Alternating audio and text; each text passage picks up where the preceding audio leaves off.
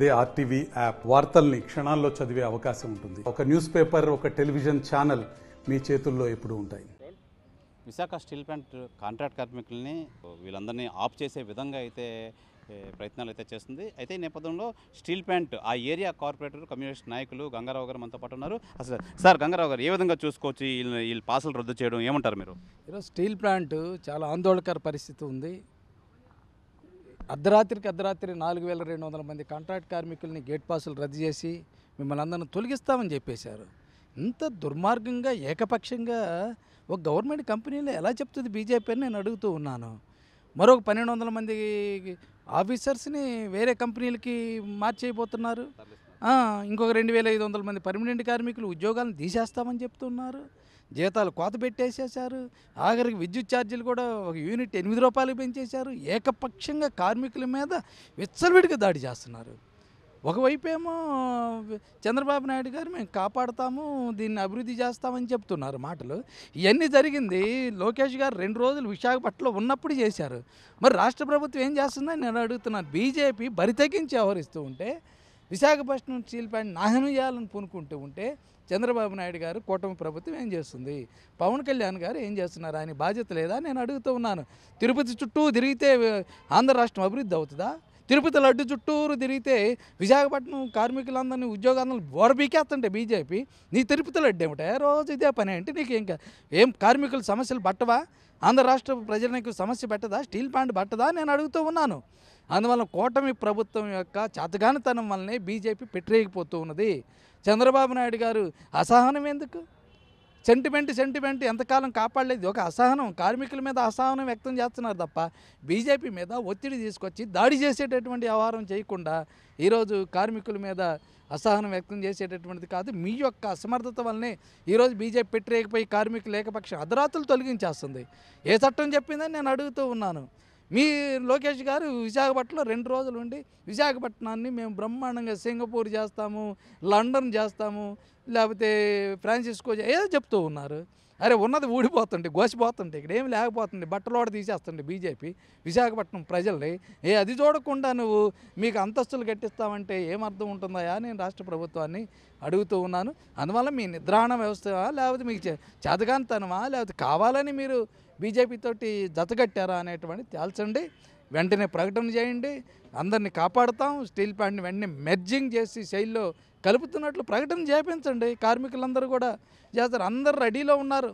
73 లక్షల టన్నులు స్టీల్ ఉత్పత్తి చేయడానికి అందరిని పని లేకుండా చేసేసి డిపార్ట్లు మూసేసేసి అల్లకొల్లోలం చేయటుంటే మీరందరూ ఆ విధంగా ఉండటం సరైనది కాదు. కూటమి ప్రభుత్వం ఈ సమస్యలన్నింటి పక్కదారి పట్టించేసి ఈ లడ్డు గురించి అదే ఏదో ఒరిగిపోయినట్లు డిపార్ట్మెంట్ తిరుపతి దేవస్థానం చూసుకుంటుందా ఆ తిరుపతి లడ్డు గురించి? మీరు విశాఖపట్నం స్టీల్ ప్లాంట్ గురించి చూడండి అని నేను కూటమి ప్రభుత్వానికి తెలియజేస్తూ ఉన్నాను. పాసులు రద్దు చేశారు, ఇండైరెక్ట్గా చెప్పారు. ఈ నేపథ్యంలో మీరు రానున్న రోజుల్లో ఏ విధంగా ఆందోళన చేయబోతున్నారు? పాటన 4,200 మంది మొత్తం కాంట్రాక్ట్ కార్మికులు 15,000 మంది ఉన్నారు. పర్మనెంట్ కార్మికులు 15,000. ఊరుకుంటామా? తీవ్రమైనటువంటి ఉద్యమం చేస్తుంది. ఎంత దానికైనా మేము వెళ్తాం. బీజేపీని వదిలిపెట్టే ప్రశ్నే లేదు. కూటమి ప్రభుత్వం చంద్రబాబు నాయుడు ప్రభుత్వం కానీ వెంటనే స్పందించబోతే ఆ ప్రభుత్వాన్ని కూడా వదిలిపెట్టేటటువంటి పనే లేదు. ఇప్పుడు దాకా వెయిట్ చేస్తున్నాం, మీరేదో చేస్తారని ఆశిస్తున్నాం, ఎదురు చూస్తూ ఉన్నాం. కానీ మీ యొక్క మాటలకే పరిమితం అవుతున్నారు. కానీ చేతల్లో వచ్చినప్పుడు అంతర్గతంగా వాళ్ళతో కొమ్మక్కు అవుతున్నట్లు ఇవన్నీ కూడా తెలియజేస్తుంది. ఊరుకునేటటువంటి ఒక పెద్ద ఉద్యమం జరుగుతుంది. ఆ రోజు 32 మంది బలిదానం తీసుకున్నారు. ఆ రోజు ప్రభుత్వం మీరు ఎంతమందిని బలిదానం చేస్తారు ఈ ఉద్యమంలో అనేటువంటి మేము అడుగుతూ ఉన్నాము. ఈ ఉద్యమం తీవ్రతరం చేస్తాము.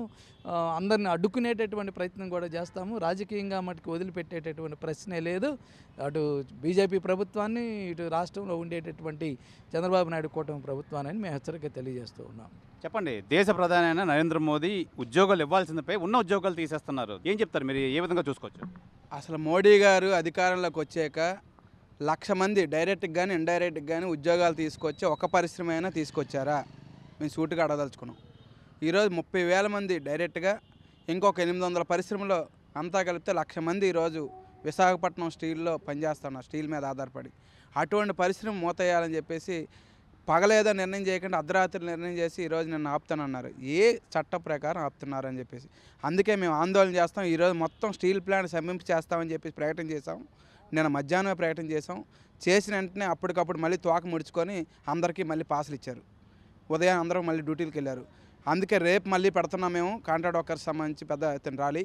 ఎప్పటికైనా సరే మోడీ గారు ఆలోచన చేసి ఇప్పుడు కాంట్రాక్ట్ వర్కర్స్ నువ్వు తొలగిస్తానంటేనే మొత్తం స్తంభింప చేస్తామని చెప్పేసి ప్రకటన చేశాం. కానీ మొత్తం ప్లాంట్ను మూసేయాలని చెప్పేసి కుట్ర పన్నుతున్నావు. ఇప్పటికే బిఎఫ్లు మూసావు, ఇతర కుట్రలు పన్నుతూ ఉన్నావు.